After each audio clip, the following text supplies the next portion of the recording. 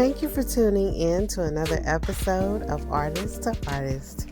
I'm Jamelia Mendez, and today we'll be chatting with Rachel Rushing, a multidisciplinary artist, as well as the co-owner of Sunset Art Studios in Dallas, Texas. Today we'll be talking about the genesis of Sunset Art Studios, Rachel's personal artwork, and an upcoming show we'll be in together. Hi. How are you doing today, Rachel? Oh, I'm good. Trying to get some work done. We're getting ready for the show we've got coming up. Yes. Doing good. Enjoying some sunshine. Are you excited about the show? I'm very excited about the show. I was a little scared of it when she first brought it up. Okay, well, I'm glad you said that because I was a little scared. Yeah, it's a lot of pressure. I mean, I feel like I met you around 2016, 2017 for the first time. I'm sure you don't remember because it was like Sunset Art Studios, I think, had just opened, or you were having some big... I think I met you. Didn't we meet at the Nasty Women show? Is that what we met? I feel like that was it. I feel like I met you at Sunset Art Studios, but like you also were busy. I was like, hi, and we kind of talked a little bit, and I was like getting in your business. I was trying to figure out what this place was, you know, and then we left, and then I saw you at some other events after that. And so then I would speak and we would chat it up. So let's talk a little bit about Sunset Art Studios. So what was the genesis of that? What made you decide like this place needs to be here to do this work? Yeah. So I guess the first sort of kernel nugget of the idea came up in, I think, like 2015, like spring or summer of 2015. I had just gotten out of school the year before. I was teaching at like 2 or 3 different schools. I was working part-time in an art center. I was doing all these things and just trying to figure out like, how do I do this thing that I want to do, which is make art, but also live. And so I was doing all these things and working. And I was working at Oil and Cotton at the time over in Oak Cliff. And through there met my studio partner, Emily Riggert. And we worked together. We taught summer camps together, all this kind of stuff. She left for a while because she went to go finish school in Austin. But when she came back, we ended up working together a lot. And in that whole time, I was so frustrated. So first of all, I have to confess, I have a problem. Anyone who has been in my house or my studio knows that I hold on to things a lot. Like it's the thing that we do, you know, it's the thing. I'm going to use this in a piece one day, or, oh, this is so cool. I need this. So I was running out of space. I didn't know where to make art anymore, you know. Right. I was like a lucky person to have space in school. And then once I left, I didn't know how to do what I wanted to do anymore, because everything I'd been learning how to do was based on accessing a certain kind of space with certain equipment and certain hours and all of that kind of stuff. So I was frustrated. Emily was kind of going through the same things at the same time, and she was frustrated. And individually, I think we were both trying to figure out, how do we like be artists and live at the same time? And in Dallas, that is challenging if you don't own a house that has like an extra room or garage or something, or if you don't have access to like official studio space, right? Right. So we kind of talked about like, oh, it would be so cool to do this. And my wife has like made fun of me for years, because for probably 10 years I had the same idea, like over off of Fort Worth Avenue. if you drive down Fort Worth, like from downtown all the way over to like Loop 12, or yeah, all the way over there, there are all these rows and rows and rows of old drive up motels from when that was the main highway instead of Right. 30 or something. And without fail, for years, every time I would pass one, I would say, oh, that would be so cool as a studio, like as a studio community. Yeah, Or like you see cool buildings and it's like, oh, that should be a studio. I talked about it for years, right? But didn't until this time in 2015, didn't really have the understanding of what that might start to look like. So Emily and I talked, and I decided I'm just going to dive in. So I applied to something called the CAD Fund, which is Contemporary Art Dealers of Dallas, and they do it every year or every couple of years. And it's the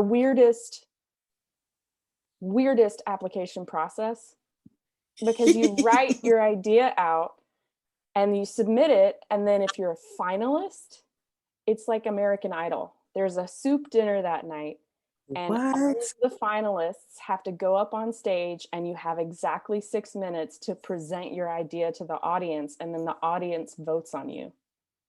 Oh my goodness, that's so intimidating. Oh my God.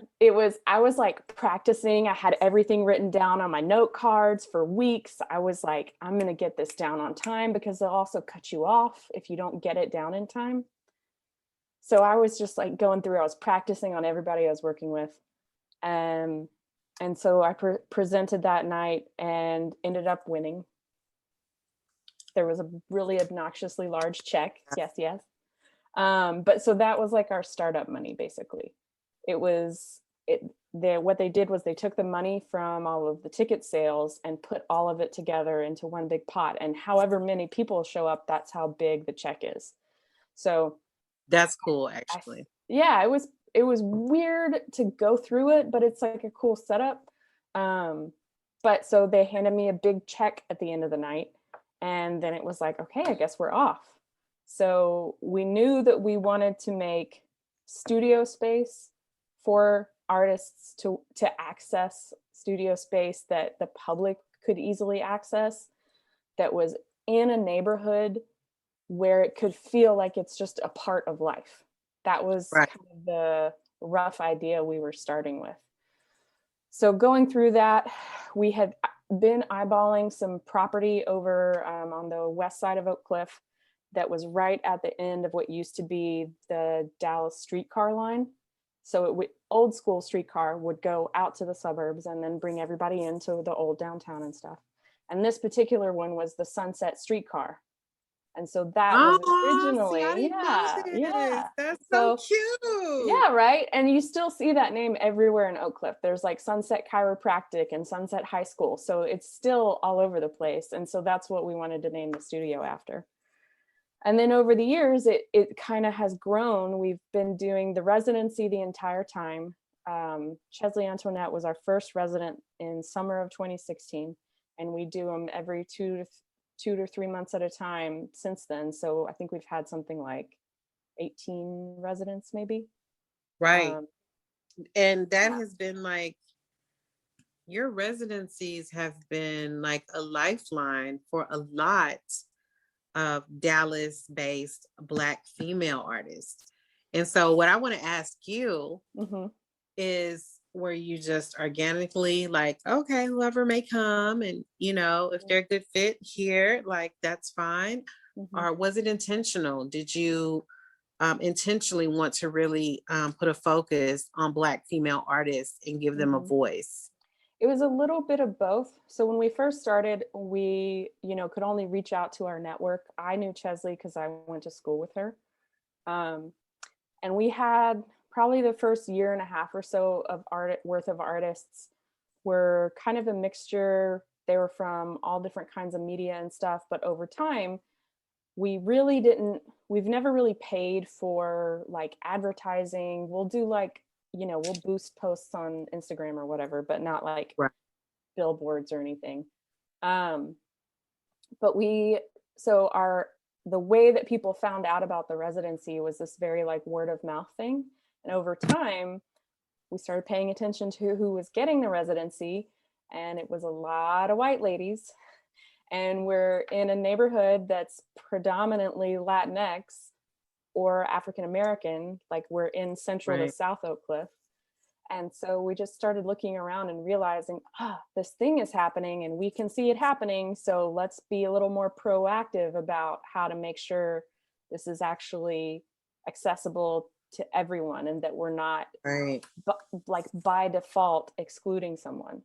So around that time, like a year and a half into it or so, we started reaching out a little more heavily and intentionally to other organizations that tend to serve a primarily African American audience, to Latinx organizations that do that, and then to a couple of specific artists. So like we reach out to the South Dallas Cultural Center and try to share any open calls that we had or open studio spaces that we had. Oak Cliff Cultural Center, who was super supportive of us, has been for years. They're like, 2 miles away. So they've been a big champion for us. And we got to partner with them on a few things. But then we would also do things where we would go to shows that showed local artists, and I would write down names. And I would say this, Right. I would find people that were working in ideas that made a lot of sense for what we were trying to accomplish, whatever they were speaking about. And I would still give everybody the sort of framework of the studio, like go through our application process.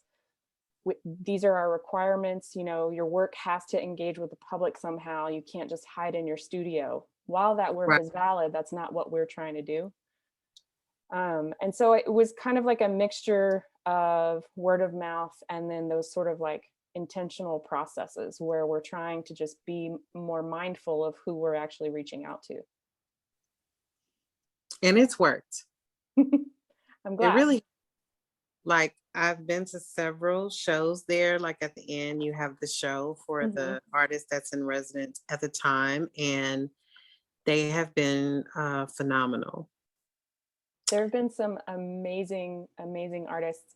And I always love seeing what people will do next too, where do they go next? What do they do next? And not that we try to put some sort of expectation on them.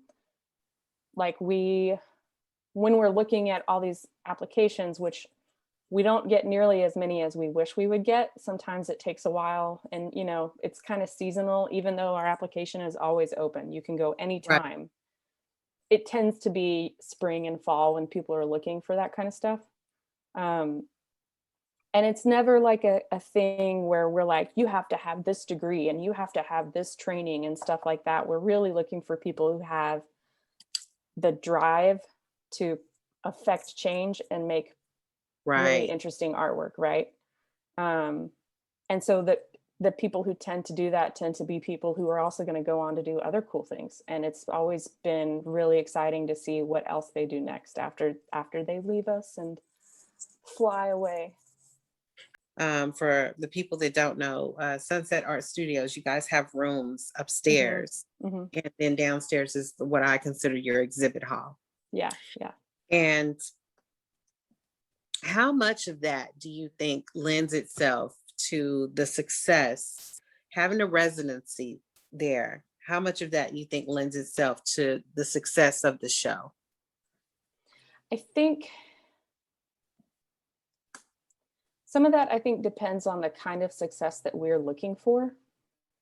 Because aside from trying to think about who we're reaching out to encourage applying for a show or showing their work with us, we're also thinking about what audience are they going to bring in? Is this someone whose main network is people that are from the gallery district, people who drive to shows? Or is it going to be people that they're close knit with and connected with and have a community with? Because we're hoping that we can support people who are going to be able to pay that forward inside of their own communities and for the things that they care about. And so I think because that's the kind of residents and artists we're looking for, it lends itself to being a more successful show, because there's also this great group of people who are invested in their artwork too, who then come out to support them. So it's this big domino effect where we're really mindful of, we think about gentrification a lot, a lot. And it is a fact that artists move into a neighborhood that is affordable. Through a series of events, they get pushed out because the value of the building goes up. And then it's not too long after that that luxury businesses get moving in, luxury developers move in, they start raising people's houses, and then you have entire generations who are just wiped out, who have no connection to the land or the neighborhood or anything, right? So we also have that in the back of our heads. So when we bring on new artists or try to promote new projects, we're also trying to make sure that the work that is shown is not just accessible, but matters to the people who already live there. Thank you. And give yourself clap for yourself, sis. Yeah, go ahead. Like, this is what I'm talking about. This is what I'm talking. And that intention is so important. You have, well, obviously you do, but like, people have no idea how important that intentionality is. I think it's sometimes it feels difficult, right? Because you feel like there's all these other spaces that are popping up and getting all this attention, and they have great marketing people and, all that kind of stuff. So there's a little bit of like, are we sure we're doing the right thing? But whenever we work with the artists that we work with and we see how much we can support them, that's, I think, when we know we're doing the thing we're supposed to be doing. Right. And you're in it for the long run. Yeah, I think it's always been the kind of thing where we've wanted to make sure that what we're doing is sustainable, and through a few different ways. One is like business sustainability, which is always a challenge. But also just like the model that we have is something that could live on in the neighborhood and continue for a really long time. And honestly, I don't know if Emily and I have ever talked about this. This might be her finding out about it, but when we were starting it, I was also thinking, I want this to be something that will survive even if I'm not a part of it. So if I leave one day, it can still go on and other people can still benefit from it. That's amazing, Rachel. Confession time. This was new to me. It probably won't be new to her. I feel like, well, I want to thank you guys for Sunset Art Studios. I think it's a gem, and the work that you guys are doing is important. I believe in giving people their flowers while they're here. So I want to make sure I told you thank you. Appreciate that. Thank you on behalf of all the beautiful and talented artists, female artists that you've let come through there and exploring. The residency, I think, is the most, because you get a chance to explore yourself and what it is you are trying to say with the art. And so many artists don't really get to do that in a space that's just dedicated to that, where you can kind of just grind it out and be like, okay, like, what do I want to do? Whether it's, through technique or messaging, all of those things are important. And it's really hard to grow as an artist if you don't have those opportunities. So it is a big deal. I hope you guys know that. So I'm gonna make sure to always put it on blast. I always tell people, you've been in Sunset Art Studios, you need to go over there. You need to, I always tell people about it because it's such a magical place. And I love that it's just my personal opinion. I love that it's not a super huge building. Something about the intimacy of the building, it lends itself to the shows itself. The artists are there. You can kind of get up close with them and really talk to them. The last time I visited, I think, is she still there? Is Joy still there? So her stuff's up right now. Yeah. And so me and LaShonda Cook, she's another Texas artist here, and we went to Joy's show, and we had the opportunity to chat it up with her for a whole 30 minutes. Like that's kind of, you can like really get into their mind, and Mhm. they get to explain to you, the process that they went through, and why this is important to them, which is, an important factor in Mhm. the artwork, and it makes it even more interesting to me anyway. Yeah, I think so too. And it's like there are certain ways that you can talk to someone who is an artist, that you hear things come out of them that you could never get from talking to a curator about their work, or an art Right. person who's making those things.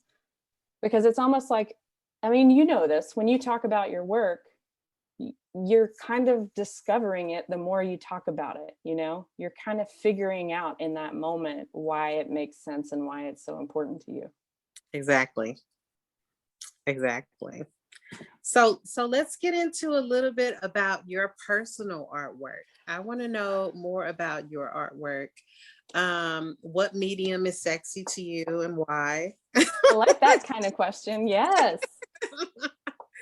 Yeah. So let's um get into that. so my whole background was in photography. um I but I could never really keep myself just in that one zone. I So know it's like going to school, I went to school. I have my first degree was specifically it's a BFA in photography, which I guess is kind of rare, I've heard. But even doing that, at the school I went to, it was very straightforward, linear kind of program, and so I changed late. I was originally going to become a veterinarian and save all the animals. And then I had my first class in veterinary stuff and was like, this is really boring, and I don't think I can do this. I don't think I can handle this. It was You like, I love especially, you. I love you animals, but let's be yeah. with each other in a different way.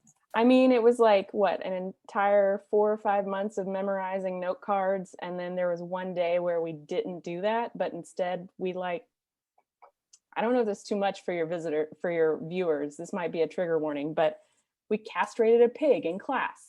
Yeah. I'm like, I don't think this is for me.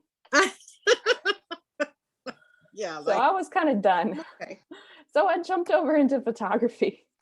And that's where I really connected with like ideas and trying out new things and trying to like make this thing that's on the inside come out into something that other people can see, even if you don't have the words for it.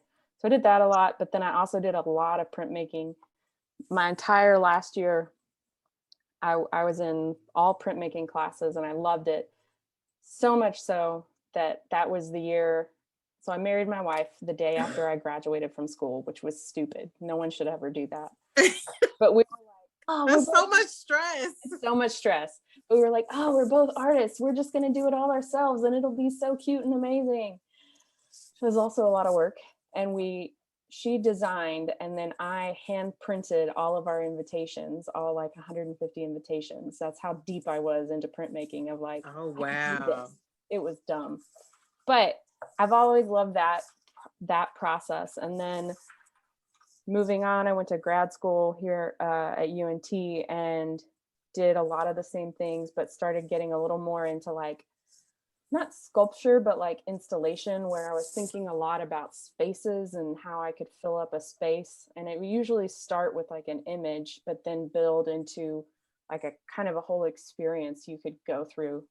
Um, and that's sort of morphed into different kinds of work over the years. I mean, it is what got me into Sunset and thinking Right. about the studio as an art practice too.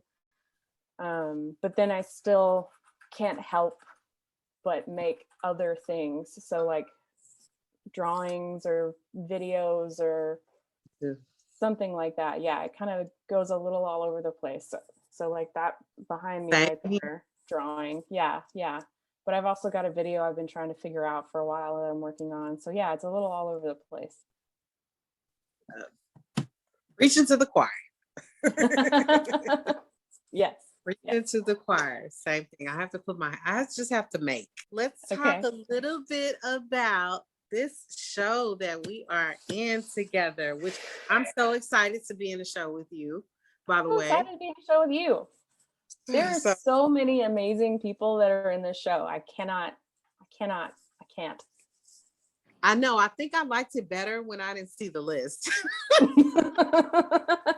Yeah. Well, I'm glad that I made what I was going to make before I saw the list. Then I couldn't get in my own head about it.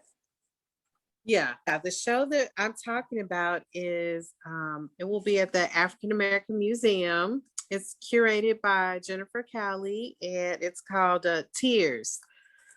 So it's a really long. Jennifer's gonna beat me up. Tears, devalued and reconciled, Weaponized. weaponized. Yeah, weaponized, devalued, and reconciled. I'm gonna have to ad lib that in if I got it wrong. And so the opening will be this coming Friday on the 26th. It'll be open from 12 to 7 p.m. But we're having the artist meet and greet from 4 to 7 p.m. at the African American Museum in the Fair Park. So if you're watching this video, and it'll be up until I think June the 2nd. Yeah, I think so. But you should come to the artist meet and greet. Yeah. Mass. Okay, because that's the funnest part. But if you don't make that, it will be up until June the 2nd. It's an amazing show. And there are other things in there. Currently they have Dynasty by Missy Burton. It'll be downstairs. And also they have the exhibit, shameless plug, the Carol Harris Sims exhibition. That's an annual exhibition, and I have 2 pieces in that. Yeah. So, but let's get into this show a little bit. So, when you were first approached, like, how did you feel about it, and how did you decide what would be the proper pieces to exhibit? Did you make something new for the exhibit? Yeah, both of mine are new pieces. I did too. Why though? Why? I don't think you can do this show and not make something new about it.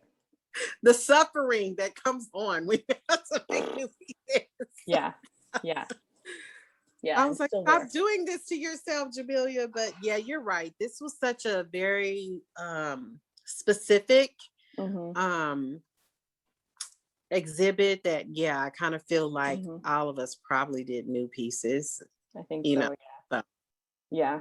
So when I first heard about it, Jennifer came to us as Sunset to see. She wanted to have 2 locations.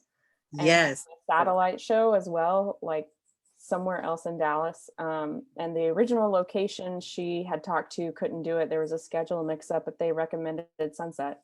So we're like, yeah, this sounds really cool. Let's do it. We really like, as a studio space, to be able to host group shows, especially that are trying to get at something really powerful that needs to be said right now. Like, we're trying to support ideas that just need to happen, right? And this one's a pretty what do you want to call it, relevant and immediate kind of a show, right? So I think she was really spurred forward out of the Black Lives Matter protests and rallies and movements that were happening last year. And then through, as happens, a series of ridiculous events occurred. And I think really she took a lot of inspiration from what was her name? Amy Cooper and Christian Cooper incident. Yeah. I know her name was Amy Cooper. I can't remember the guy that was in the incident. I think it was Christian. I could be making that up. Yeah, no, you right. but I think she was really inspired by that, or maybe not inspired, but like spurred on by that incident to do this show that talked to that very specific kind of experience of a white woman's tears, and then thinking about that in the context of all of those Black Lives Matter activists who are fighting against being murdered and just want to stay alive, and the kind of grief that everyone has to deal with because of all of these ridiculous things. So I think that was part of why we were interested in being a location. But then things happened and life got crazy, and she scaled back on the exhibition. So it's just at the African American Museum, but she still offered to have, or asked Emily and I to be a part of it. So the show is divided evenly with, what is it, 10 and 10?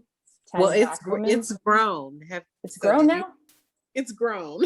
I Okay. think that it has moved up to 12 Okay. white female artists and 12 Black female artists. Got it. Yeah. So yeah, that's even more exciting. So the whole idea of the show, talking about tears and Black women's tears and white women's tears and the differences in them and how they're used and all of that, that's a very direct, right? Doesn't like beat around anything. And there's a lot of pressure on that. Nothing at all. It doesn't beat around anything.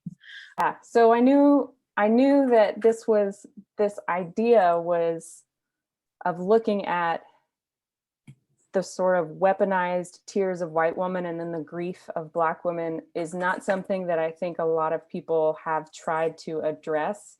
People have talked about it in like media and in conversations, but I don't think I haven't seen artwork that's trying to get at this, right? Right. And so I was really excited about that.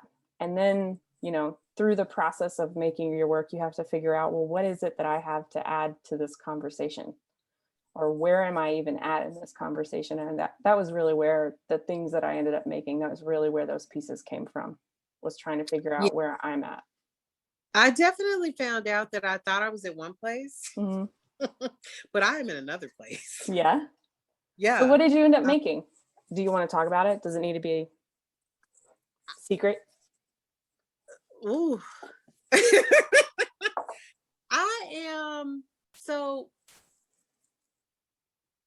I'm political in my work, but if you are not like really honing in, you will not get that. It is it's very abstract in the way that I approach, and it's more focused on the lives of Black females and how we interpret things and tropes that are out here in the world that we have swallowed whole, that aren't healthy for us. That is usually my approach. And it's usually that and body positivity, beauty standards, and how they affect like every aspect of our lives. People don't even realize how it affects. So this one was a lot more direct, and it made me a little uncomfortable. And I think I was uncomfortable because I was angry. I didn't know that that I had that much anger towards white women, and I was uncomfortable with it. And I even, there's one piece that I did, the reconciliation piece.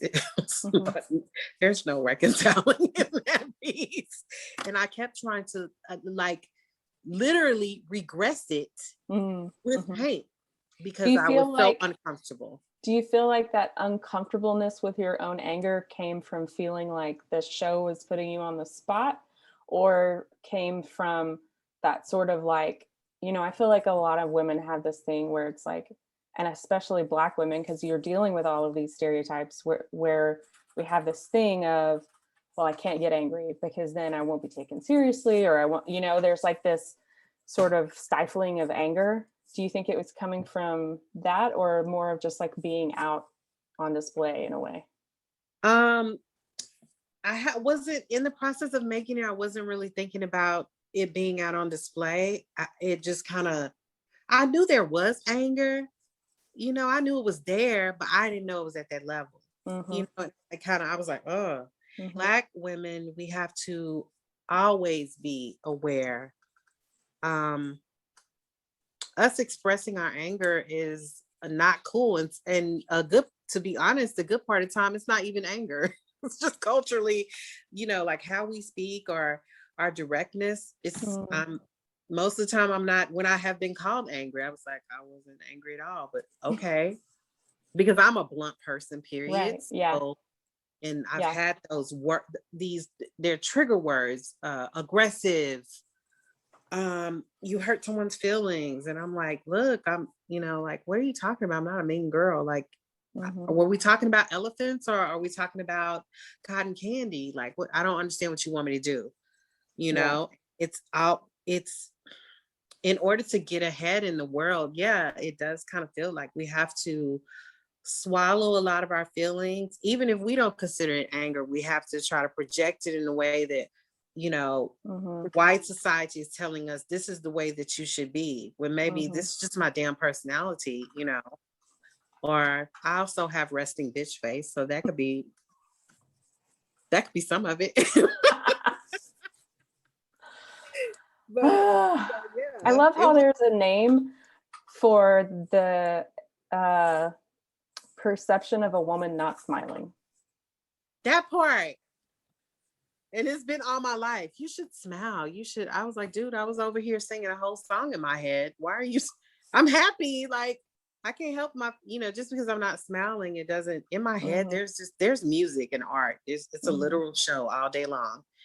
I wish people, sometimes I do wish you could crack the head open and just like, here, this is I'm happy, go away. And if I'm not happy, is that okay too? Like, can I be a fully realized human? Like, nobody's happy 24 hours of the day. Yeah. But my particular piece deals with both of them, they kind of go together. And I started researching the United Daughters of the Confederacy. And it took me down a rabbit hole that I want to get out of it. I was like, I don't know. So I was like, these bitches are still around. Like, what are y'all doing? What are you talking about? The meetings? You were having whole meetings. And guess the state, I want you to guess the state that has the most chapters. Take a wild guess. Could it be Texas? Texas! Like, I was like, are you serious with this? Are you serious? And the more I like researched it, like you can go online and enroll, but I was not like, it hurt me. It did. I was hurt. And then, and the deep hurt turned into like severe anger. I was like, how dare you? How dare this still be around? How dare you? Are you still like indoctrinating? And I wish we would have these talks more, like the thing that has happened, I'm going to call it the thing, because that's how America approaches it. Chattel slavery, it didn't just affect Black people, it affects white people. Like, it affects empathy. It's a lot of stuff. That indoctrination is like a virus. It makes people sick, and they don't even know that they're walking around being sick. Yeah.